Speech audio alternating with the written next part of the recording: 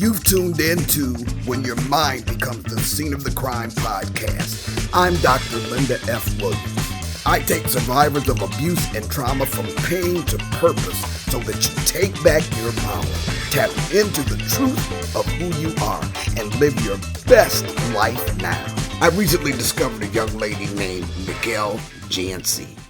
Now, I discovered her because she came up as a recommendation on YouTube.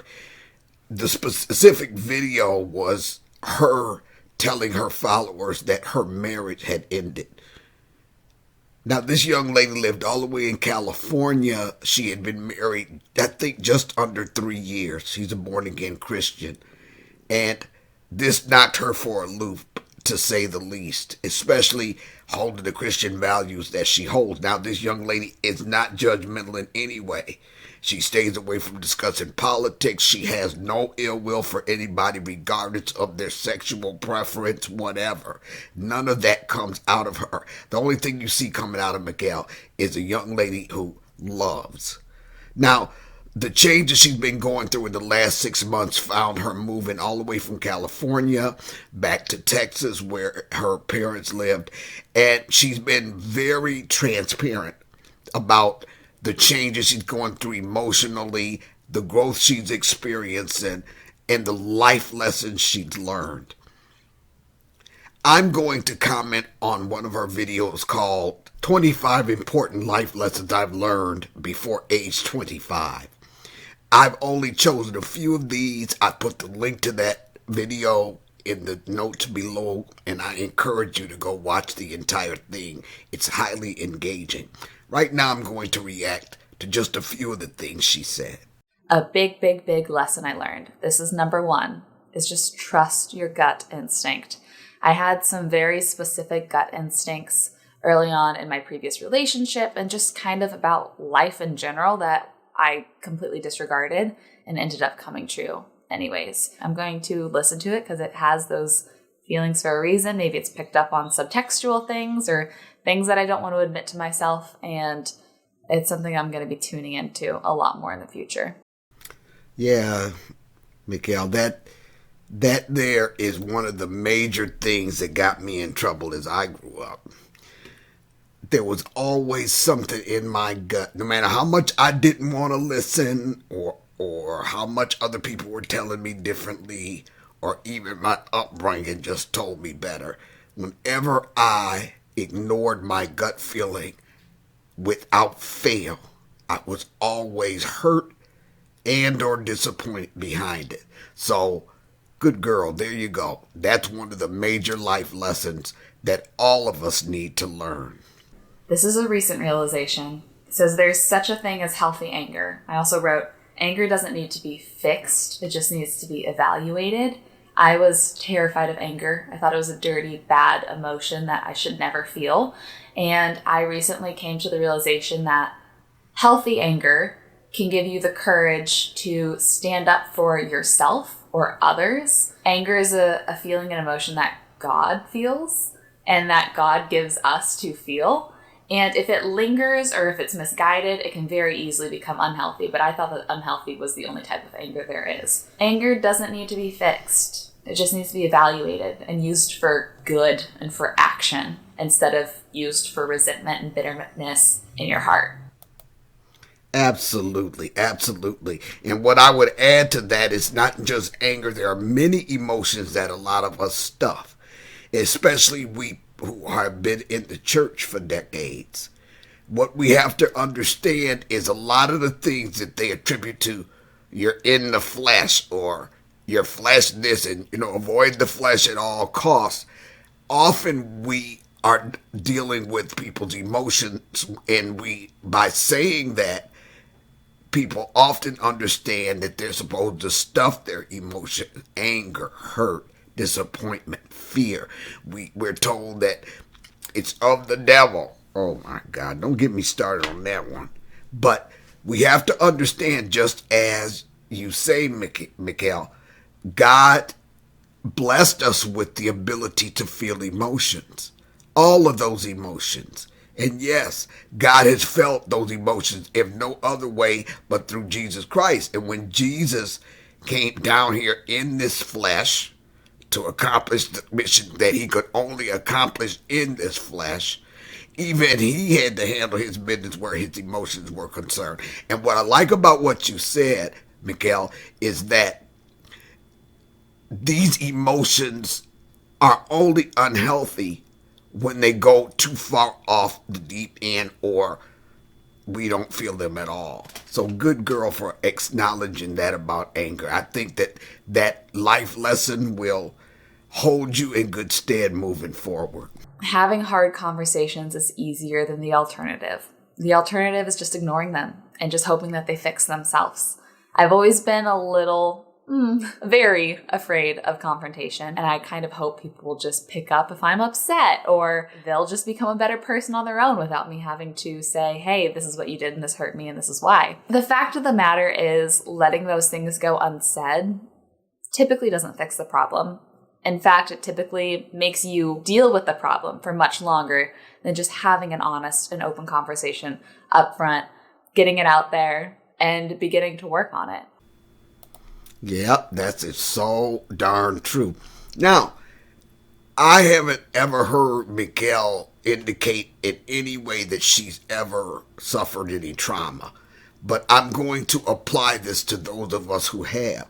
When you suffer a trauma, there are many areas of your self-worth that get shut down.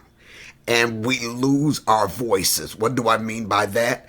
We lose the ability to speak up for ourselves. In my case, I would stuff until I just was fed up, and whoever was in the way would catch that blowback. I would just erupt like a volcano. That was the only time that I felt the courage enough to speak up, and by then I was so full of anger that it didn't benefit me to speak up at all. So we who have suffered trauma have to be aware of the areas in our lives where we have been shut down and our voices have been shut down. That includes being too afraid to have the difficult conversations. Whether that's because the voices inside us are telling us that we're not worth it, we're not worthy, or whether we're just traumatized and have PTSD to the point where we can't speak up. So, good girl, Michel. I really like that life lesson. 4, even if your biggest fears come true, at least you can know you will grow from it. I am now less fearful of other big fears because now that I've gone through one of my biggest fears, I've realized that I am stronger because of it. Yes, it sucks. It sucks a lot. It's hurtful. It's heartbreaking. It's difficult. I can look back and say I like myself better now than I did previously. And that's made me less fearful for other bad things happening to me. Excellent, excellent. Fear will shut you down every time. No doubt about it.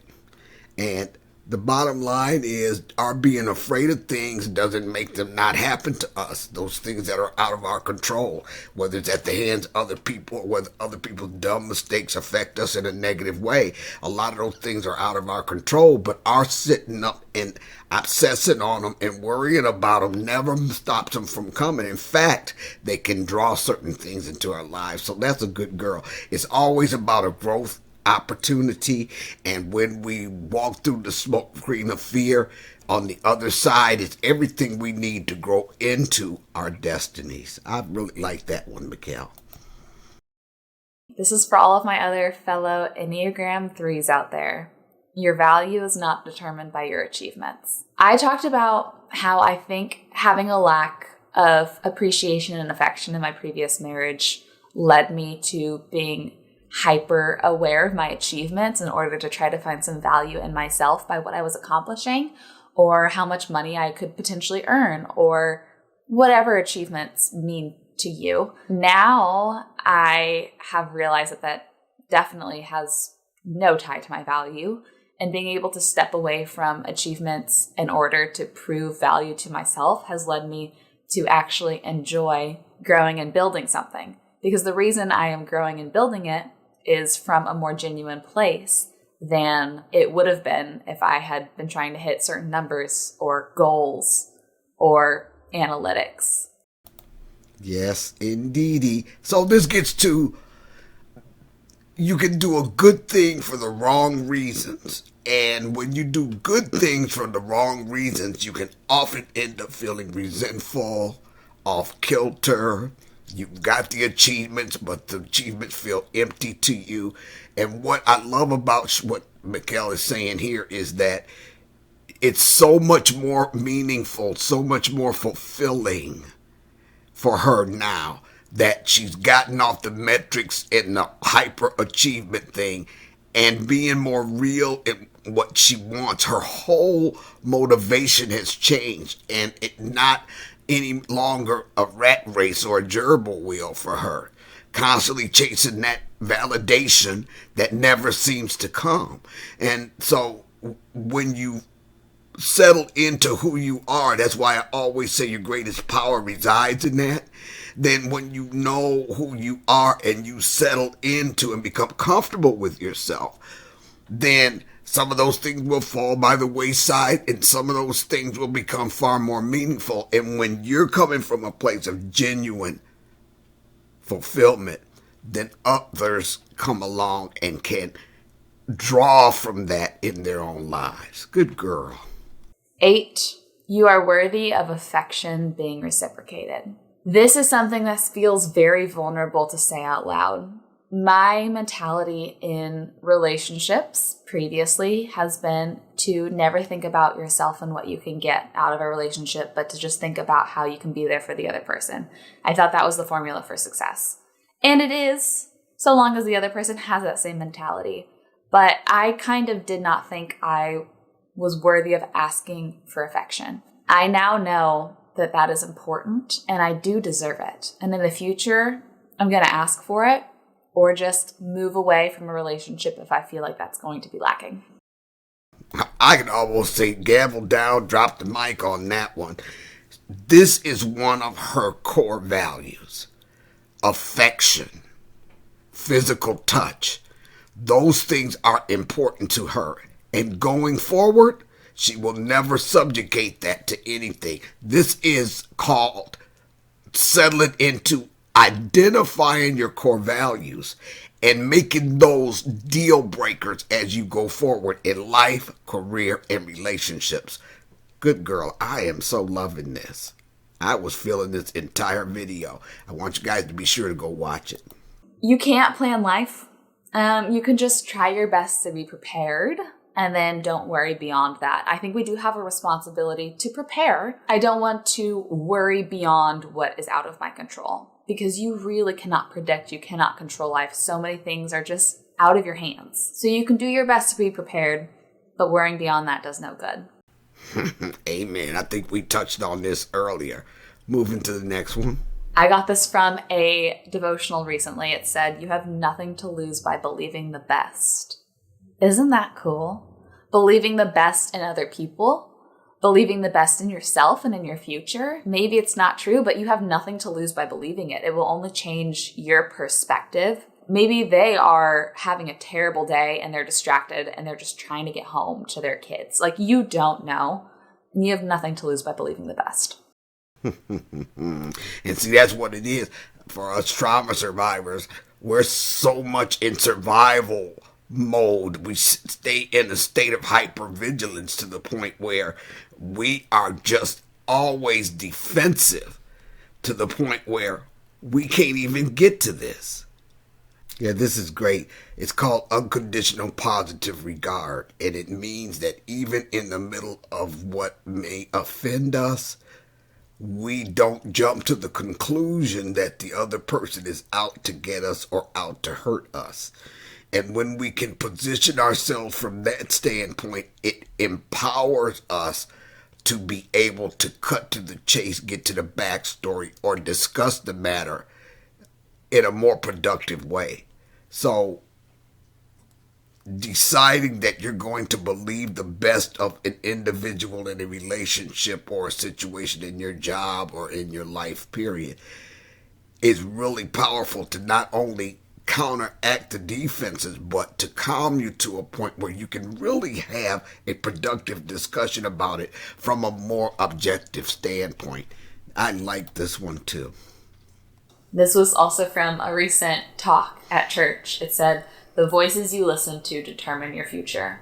Take that how you will. Whether it's actual people speaking into your life, whether it's the voices in your head, or whether it's what you're consuming in terms of media and podcasts and movies and TV and books. Whatever that is, the voices you listen to very much determine your future. It determines how you think and how you perceive the world, which determines the decisions you make, which determines the path that you're on, which determines where you end up. It really blows my mind if I think about that one too long. It is mind-blowing, I'll tell you that right now. That there. There's always a devil on one shoulder and an angel in the other. There are stories that we're not talking about that are playing out on the stages of our minds to the point where we have seen this play so many times we can move our lips to the script and it's like we become unaware that it's even going on. And those things are driving us. Like she said, the decisions we make and the way we see the world is fully colored by the past that we dealt with or failed to deal with. And when we're out of control of how we dealt with that, where we don't see that playing out, then we make the wrong decisions. We get into the wrong careers. We get into the wrong relationships. We wind up in cycles and patterns that are self-destructive. But when you know how to hear the true voices inside you, because they're getting drowned out by the ones that are trauma driven. When we can quiet down the trauma long enough to hear the true voices, then we make better destiny driven decisions. This is a powerful one. I love it. This is a lesson I know that I've yet to really implement and learn, and that's let people do things for you. I don't know why I'm so bad at this. For me, letting someone do something for me is so vulnerable. I think it makes me feel like a failure, like I'm incapable of doing it by myself. And I think it makes me feel like I am a burden to someone, that they had to take time out of their day to help me with something, or that they had to spend money to do something kind for me. And I realize and I recognize it's fulfilling for another person to be able to do something for you, or to be able to treat you in some way, or buy you dinner, or help you with an errand. And I don't know why I really struggle with that mental hurdle. It's good growth for me, and I know it probably makes that person happy as well. Yep, I had that same problem. I don't know what my major malfunction was, but I was jumping and so ready to do for others that I didn't know how to receive even a simple compliment. Okay? And it dawned on me one day that the receiver of the gift honors the giver by accepting the gift.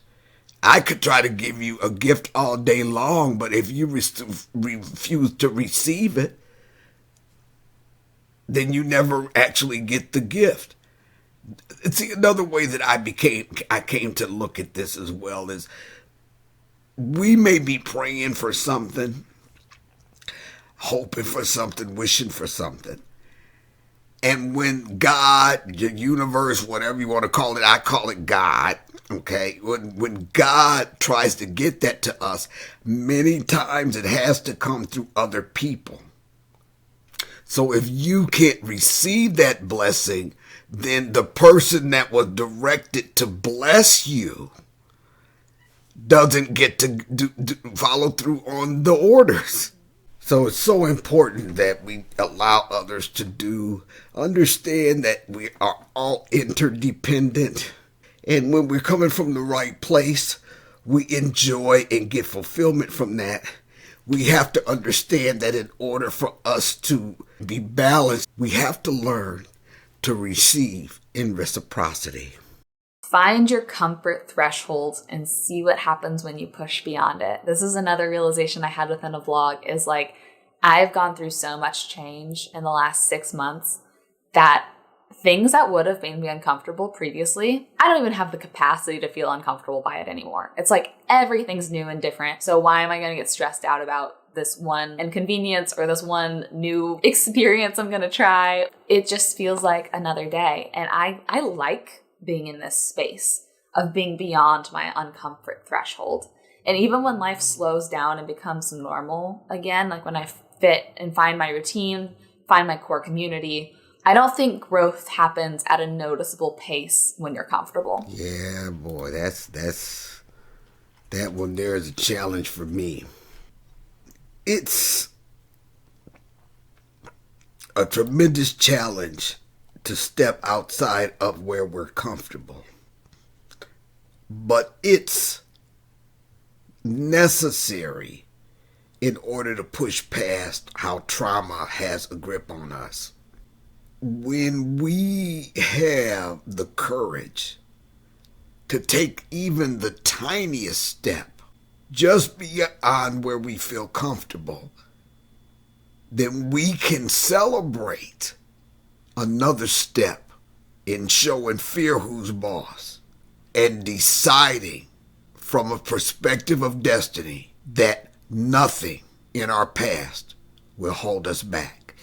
And the great feeling that you get when you take even the smallest step outside of where you're comfortable, it's empowering, it's encouraging, and it shows you what you can do when you tap into your superpower. It is up to you to use bad situations for good. Good will naturally come of bad things. Bad things will naturally happen in everybody's life, hard things, difficult things. But it's up to you to really be intentional with how can I take this bad situation and use it for good? How can I try my best to use this for something bigger than myself? And for me, just with the nature of my job, I've discovered that that is pushing myself to be incredibly transparent so that hopefully other people will feel less alone in what they're going through. And it has its downsides because you're much more open to criticisms as well. But it's something that I'm adamant on. I want to make good of the bad things, so I'm going to choose it.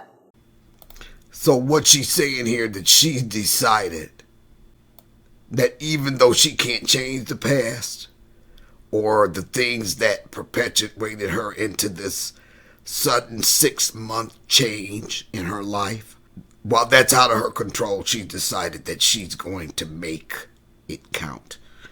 And to make it count simply means that, okay, I can't change that, but how can I empower that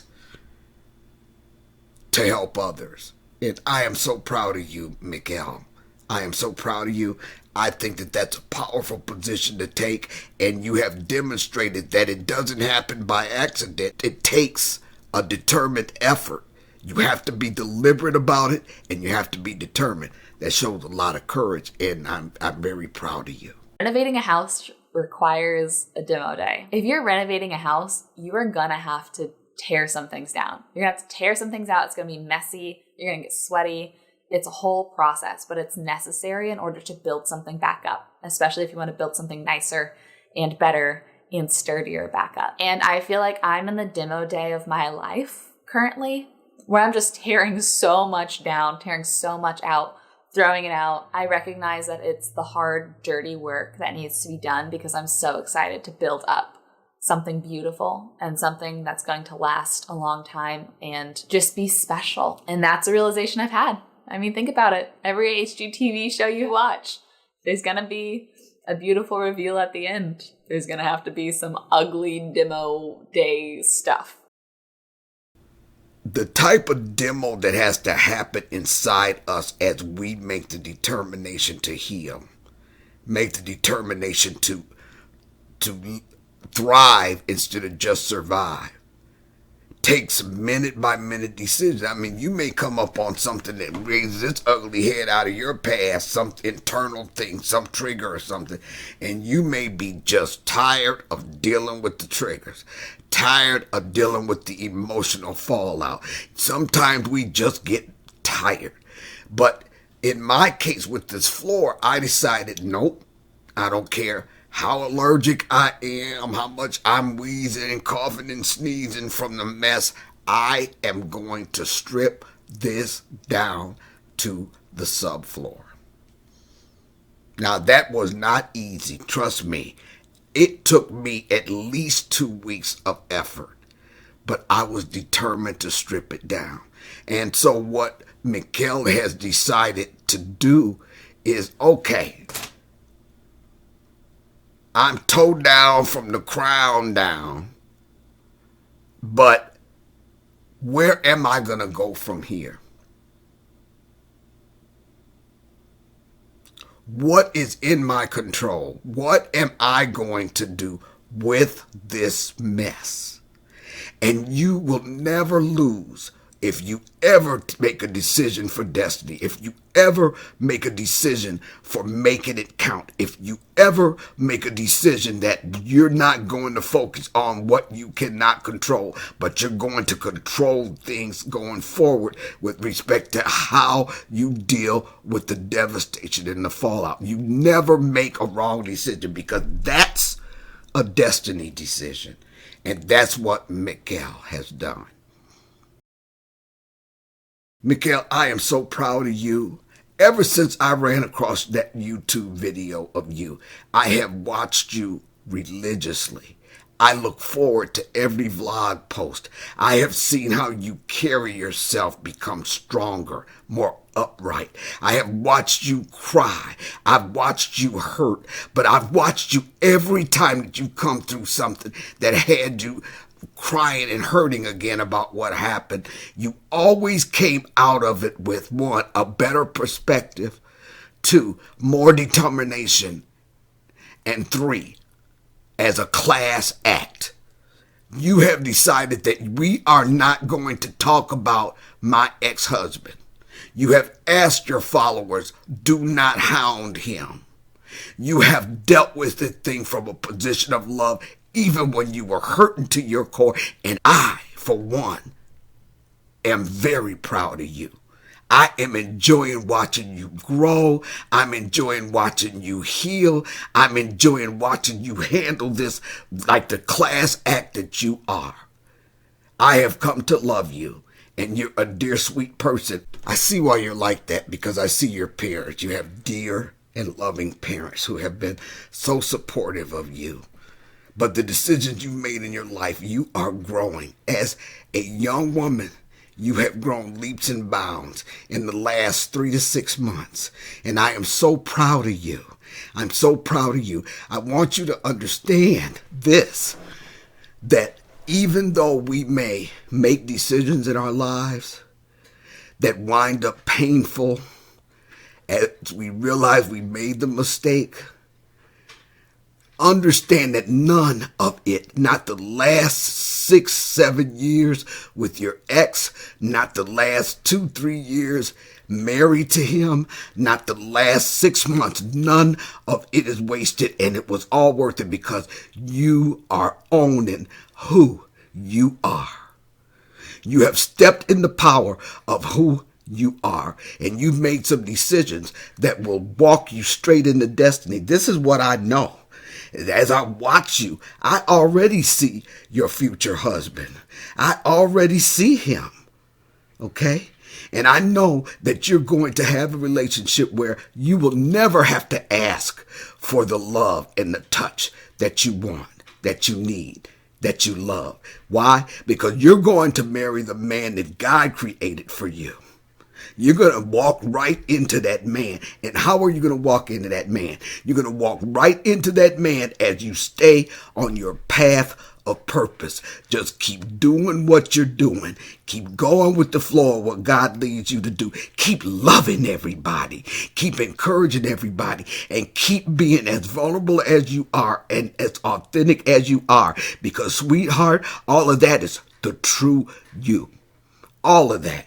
You're learning that you deserve better. You're learning that it's okay to receive. All of that is necessary for you to walk into the truth of who you are. And that walk will walk you into the arms of the man you will never have to ask him for the affection that you crave. You will never have to ask him for the support that you deserve and desire. You will never have to wonder whether or not he's faithful to you. You will never have to wonder if the next decision you make as a businesswoman is going to be met with negativity or not. Because the truth of the matter is that God don't make no mess, sweetheart. And the man that he has had for you from the beginning is out there. You pray every night for him because he's praying every night for you. Y'all have not crossed paths yet, maybe. But trust me, you will have no doubt when you see him. You will know. Your parents will know. Your sister will know. And the world will eventually know what it's like to watch Michel walk into the love of her life and be totally fulfilled and happy in that, because you will be in the center of God's will. I am so proud of you. I want you to walk with your head up, and every time fear brings up a smoke screen, I want you to walk through it like the weak smoke screen that it is, and always stand tall on what you believe and what you know, and never compromise that for anybody. God bless you. Well, folks, that's it for today. Went a little long. I hope you enjoyed it. I am going to put chapters in there so you can jump around if you want to. And know that I'm Dr. Linda F. Williams, and always remember that your greatest power resides in the truth of who you are. Know that truth.